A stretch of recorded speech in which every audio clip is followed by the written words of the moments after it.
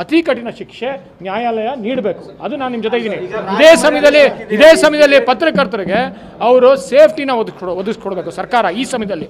ಯಾಕಂತಂದರೆ ಯಾರೋ ಕೆಲವರು ಅವರಿಗೆ ಪ್ರಾಣ ಬೆದರಿಕೆ ಆಗ್ತಾರೆ, ನನಗೆ ಖಂಡನೀಯವಾಗಿ ಕ್ರಿಟಿಸೈಸ್ ಮಾಡ್ತಾರೆ. ನಿಮಗೆಲ್ಲರಿಗೂ ಏನು ವರದಿ ಮಾಡಿದ್ರೆ ಅವ್ರಿಗೆ ತುಂಬ ಕೀಳು ಮಟ್ಟದ ಭಾಷೆ ಉಪಯೋಗಿಸ್ತಾರೆ. ಇದ್ರ ಬಗ್ಗೆ ಸರ್ಕಾರ ಏನು ಮಾಡ್ತಾ ಇದೆ, ಇದ್ರ ಬಗ್ಗೆ ಯಾವ ಥರ ಆ್ಯಕ್ಷನ್ ತೊಗೊತಾ ಇದೆ ಪತ್ರಕರ್ತರ ವಿಷಯದಲ್ಲಿ ಅವರ ಸೇಫ್ಟಿಗೋಸ್ಕರ ಅವರು ವರದಿಯನ್ನು ಮಾಡ್ತಾ ಇದ್ದಾರೆ.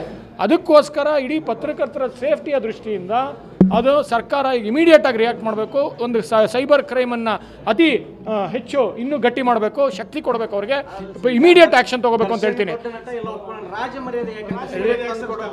ಯಾರಿಗೇ ಆಗಲಿ ರಾಜಮರ್ಯಾದೆ ನೀಡಬಾರ್ದು.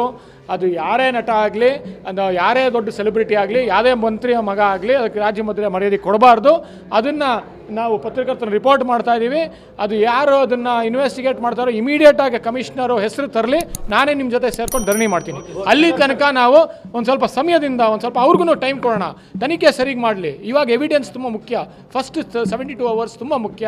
ಅದು ಎವಿಡೆನ್ಸ್ ತೊಗೊಂಬರಲಿ, ಕಮಿಷನರ್ ಹೇಳಲಿ ಯಾರು ಕೊಲೆ ಮಾಡಿರೋದು ಕರೆಕ್ಟಾಗಿ. ಅವಾಗ ನಾವು ನಿಮ್ಮ ಜೊತೆ ಸೇರಿಕೊಂಡು ಧರಣಿ ಮಾಡ್ತೀವಿ.